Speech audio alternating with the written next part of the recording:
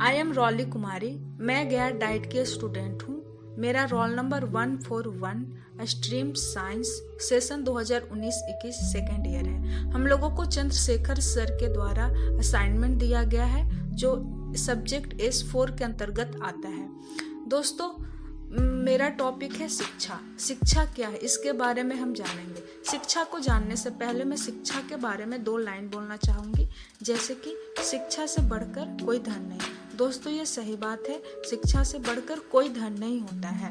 अब हम शिक्षा को बारे में जानेंगे। सबसे पहले मैं शिक्षा की परिभाषा, शिक्षा क्या है इसके बारे में मैं कुछ बोलना चाहूँगी। जैसे शिक्षा मानव को एक अच्छा इंसान बनाती है। शिक्षा में ज्ञान, उचित आचरण और तकनीकी दक्षता, शिक्षण और विद्या प्राप्ति आदि समाविष्ट है।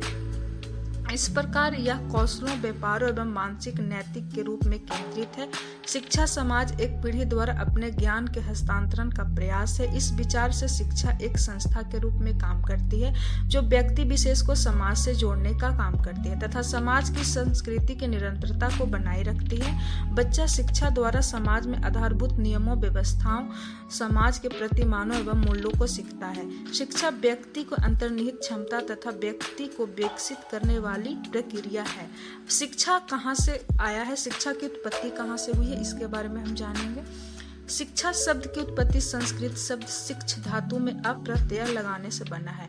शिक्ष का अर्थ होता है सीखना और सिखाना, और शिक्षा शब्द का अर्थ हुआ सीखने सिखाने की प्रक्रिया। दोस्तों, हम जानेंगे हमारे कुछ महान व्यक्ति हैं, उनके द्वारा में शिक्षा के बारे में कुछ बोला गया है, इसके बारे में जानेंगे। जैसे कि हमारे महान व्यक्तियों के द्वारा कुछ बोला गया है। असल शिक्षा वह है जो मनुष्य के अंदर से उत्पन्न होती है और यह व्यक्ति की आंतरिक शक्तियों को अभिव्यक्ति। ये रूसो के द्वारा बोला गया है। हमारे स्वामी विवेकानंद के द्वारा भी कुछ बोला गया है। व्यक्ति की आंतरिक पहलू की अभिव्यक्ति शिक्षा ही है। दोस्तों, ये सही बात है, व्यक्ति की आंतरिक पहलू की अभिव्यक्ति शिक्षा है। अब हम शिक्षा के प्रकार के जानेंगे, जैसे कि औपचारिक, निरौपचारिक और अनौपचारिक। ये तीनों के बारे में बारी बारी से हम ज्ञान की प्राप्ति करेंगे। जैसे कि औपचारिक शिक्षा, वह शिक्षा जो विद्यालय, महाविद्यालय, विश्वविद्यालय में चलती है उसे हम औपचारिक शिक्षा कहते हैं। इस शिक्षा के शिक्षण विधियों सभी निश्चित होते हैं, योजनाबद्ध होती है और इसके नियम बहुत कठोर रहते हैं। इसमें सीखने वालों को विद्यालय, महाविद्यालय, विश्वविद्यालय की समय सारणी के द्वारा काम करना पड़ता है। इसमें परीक्षा लेने और प्रमाण पत्र देने की व्यवस्था की गई है। इस शिक्षा की सबसे बड़ी विशेषता यह है कि व्यक्ति, समाज और राष्ट्र की आवश्यकताओं को पूर्ति करती है। यह शिक्षा हमें योग्य बनाती है। इसे औपचारिक शिक्षा के अंतर्गत लाते हैं, जो हम रेगुलर वे में पढ़ने जाते हैं, स्कूल वगैरह, ये सब औपचारिक शिक्षा है। सेकंड है निरौपचारिक शिक्षा। दोस्तों, वह शिक्षा जो औपचारिक शिक्षा की भांति विद्यालय, महाविद्यालय, विश्वविद्यालय की सीमा में नहीं बांधी जाती, परंतु औपचारिक शिक्षा की तरह इसके उद्देश्य व पाठचरण निश्चित होते हैं। फर्क केवल उसकी योजनाओं में होता है जो बहुत ही लचीली होती है। इसका मुख्य उद्देश्य सामान्य शिक्षा का प्रसार, शिक्षा का व्यवस्था करना होता है। इसकी पाठचर्या सीखने वालों की आवश्यकताओं को ध्यान में रखकर निश्चित की गई है।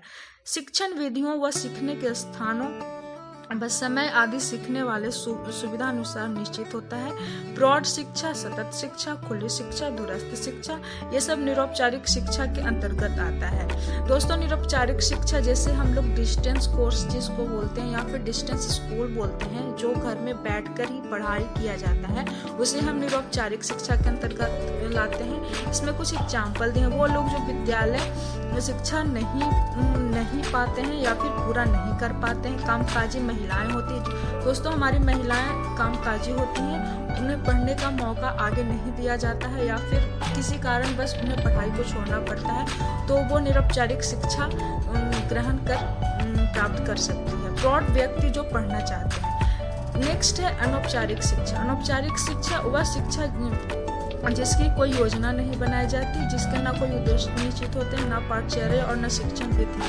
और जो आकस्मिक रूप से सदैव चलती रहती है, अनौपचारिक शिक्षा कहते हैं। जो बच्चे घर में सीखते हैं, घर परिवार आस पड़ोस से सीखते हैं, उसे अनौपचारिक शिक्षा कहते हैं।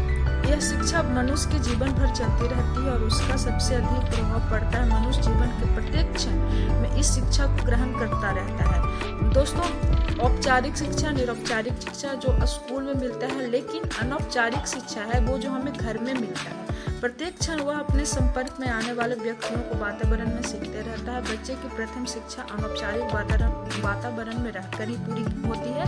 व्यक्ति की भाषा व आचरण से उचित दिशा देने वाले, उसके अनुभवों को व्यवस्थित करने वाले, ये अनौपचारिक शिक्षा के अंतर्गत आता है। अब हम शिक्षा का निष्कर्ष के बारे में जानेंगे। शिक्षा का निष्कर्ष क्या निकलता है, जो हम शिक्षा के बारे में जाने, इसका क्या निष्कर्ष निकलता है, इसके बारे में हम थोड़ा सा जानकारी प्राप्त करें। शिक्षा मनुष्य को सब बनाने का कार्य करती है। शिक्षा प्राप्त कर मनुष्य समाज के साथ समायोजन कर अनुशासन के साथ जीवन यापन करता है। शिक्षा मनुष्य को आदर्शवादी बनाती है और उसमें नैतिक मूल्यों का विकास करती है। शिक्षा प्राप्त व्यक्ति अपनी जन्मजात शक्तियों एवं योग्यताओं से परिचित होता है। दोस्तों, शिक्षा का अर्थ, परिभाषा और प्रकार के संबंध में ज्ञान प्राप्त कर हमें आज शिक्षा का महत्व को जाना है। थैंक यू दोस्तों, thank you very much for watching my video. Thank you.